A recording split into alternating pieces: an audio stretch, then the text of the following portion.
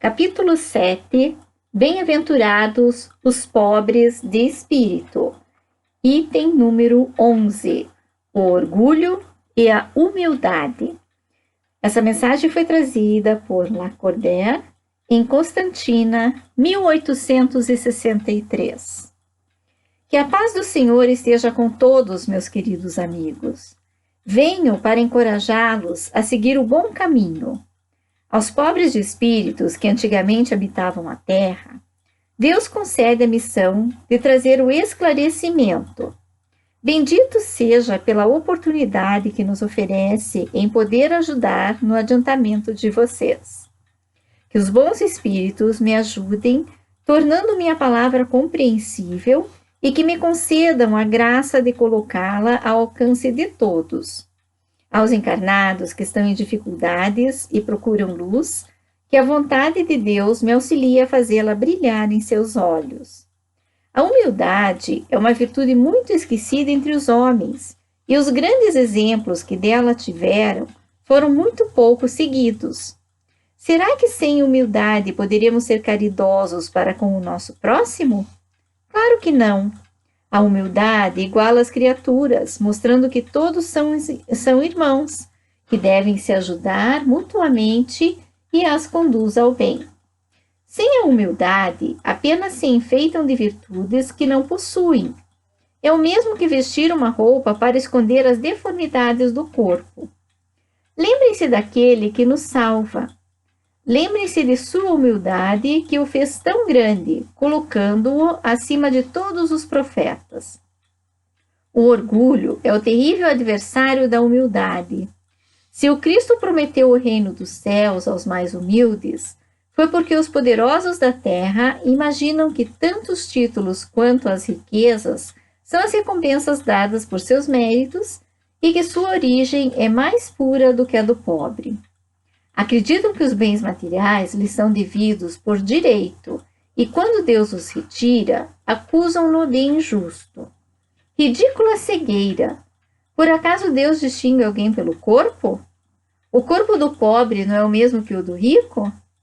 Terá o Criador feito duas espécies de homens? Tudo o que Deus faz é grande e sábio. Portanto, nunca atribuam a ele as ideias criadas pelos cérebros orgulhosos que possuem.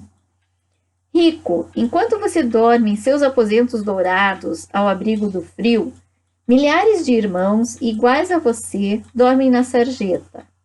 O infeliz que passa fome também é seu semelhante.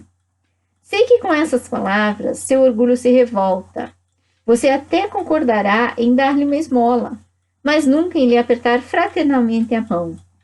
O que, dirá você? Eu, descendente de sangue nobre, um dos poderosos da terra, serei igual a esse miserável que se veste com trapos? Ilusão de falsos filósofos. Se fôssemos iguais, por que Deus o teria colocado tão abaixo de mim? É verdade que as roupas de vocês em nada se parecem, mas se os dois ficassem sem elas, que diferença haveria entre ambos? A nobreza do sangue, você dirá. Porém, a química não encontrou até hoje diferença alguma entre o sangue do nobre e o sangue do plebeu, entre o sangue do senhor e o do escravo. Quem garante que você, outrora, também já não foi um miserável como ele? Que não pediu esmola? Que não pedirá um dia a esse mesmo que hoje está sendo desprezado por você? Por acaso as riquezas são eternas? Não acabam juntamente com a morte do corpo? Lance sobre você um pouco de humildade. Coloque os olhos na realidade das coisas deste mundo, sobre o que realmente faz com que um seja superior e o outro inferior. Lembre que a morte chegará para você, assim como chega para os outros, e que os títulos não o preservarão dela. Que ela poderá chegar amanhã, hoje ou qualquer momento. E se ainda assim permanece com todo esse orgulho, então eu lastimo muito, porque você será digno de piedade. Orgulhoso, o que você era antes de ser nobre e poderoso? Talvez tenha sido mais humilde que o último dos seus criados. Curve a fronte orgulhosa, porque Deus poderá rebaixá-la no momento em que ela estiver mais elevada. Todos os homens são iguais na balança divina. Apenas as virtudes os distinguem aos olhos de Deus. Todos os espíritos possuem a mesma origem e todos os corpos são moldados da mesma matéria. Os títulos e os nomes em nada modificam o corpo, pois eles também irão para o túmulo e não garantirão a você a felicidade prometida aos eleitos. Apenas a caridade e a humildade são os verdadeiros títulos de nobreza. Pobre criatura! Você é mãe, seus filhos sofrem, estão com frio e fome, e ainda assim vai, curvada sob o peso da cruz que carrega, humilhar-se para que lhes conseguir um pedaço de pão. Eu me inclino diante de você. Quanto é nobre, santa e grande aos meus olhos. Espera e ora. A felicidade ainda não é deste mundo. Aos pobres oprimidos que confiam em Deus, Ele concede o reino dos céus. E você, jovem donzela, pobre criança devotada ao trabalho, entregue às privações, porque esses pensamentos tristes, por que chorar? Eleva o olhar a Deus, que é piedoso e sereno. Aos pássaros ele dá o alimento. Confia, pois o Senhor não irá abandoná-la. O ruído das festas e dos prazeres mundanos faz acelerar o seu coração. Você também gostaria de enfeitar a cabeça com flores e misturar-se aos felizes da terra. Queria ser como essas mulheres extravagantes e risonhas que passam. Gostaria de ser rica também. Criança, é melhor ficar calada. Se você soubesse quantas lágrimas e dores sem fim estão escondidas sob esses vestidos bordados, quantos lamentos são abafados pelo ruído dessa orquestra alegre, preferiria seu quarto humilde e sua pobreza. Conserve-se pura aos olhos de Deus, se não quiser que seu anjo da guarda se retire e volte para ele, escondendo o rosto com suas asas brancas, pois, se ele abandonar este mundo com os seus remorsos, deixando-a sem guia e sem apoio, estará perdida.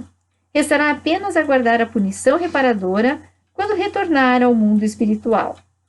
Todos aqueles que sofrem com as injustiças dos homens, sejam tolerantes para com as faltas de seus irmãos, lembrando que vocês também não estão isentos de culpa. Isto é ser caridoso e também humilde. Se estão sofrendo por calúnias, curvem a cabeça diante dessa prova. Que importância podem ter as calúnias do mundo se possuem a conduta reta? Deus não poderá recompensá-los? Suportar com coragem e resignação as humilhações dos homens é possuir humildade. É também reconhecer que somente Deus é grande e poderoso. Os homens esqueceram as leis de Deus que o Cristo veio ensinar. Será preciso que ele retorne à terra para lembrá-los? Precisará expulsar de novo os vendedores do templo que desonram a casa de Deus, que deveria ser apenas uma casa de oração? Será que, se Deus conceder aos homens a graça de receber o Cristo novamente, não irão renegá-lo como fizeram antigamente? Talvez o chamassem mais uma vez de maldito, porque ele atacaria o orgulho dos fariseus modernos. É bem possível que o fizessem percorrer de novo o caminho do Monte Gólgota, nos arredores de Jerusalém, onde foi crucificado.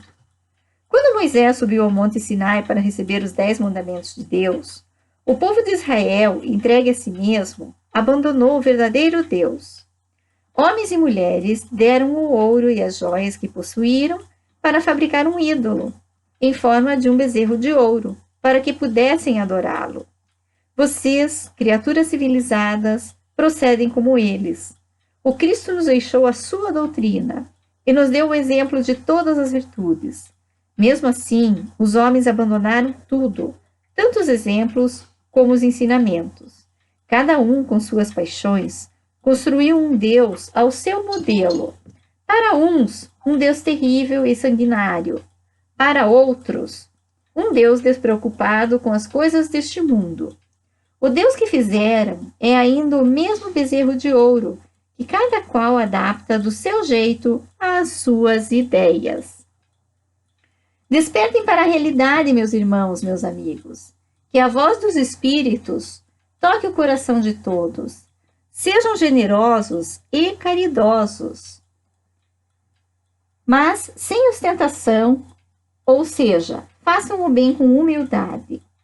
Que cada um destrua, pouco a pouco, os altares que ergueu ao orgulho. Resumindo, sejam verdadeiros cristãos e terão o reino da verdade. Deus nos dá muitas provas de sua bondade, não duvidem mais. Nós viemos para preparar os caminhos para o cumprimento das profecias. Sempre que o Senhor der uma manifestação de sua clemência, que o seu enviado celeste possa encontrá-los reunidos e formando uma grande família.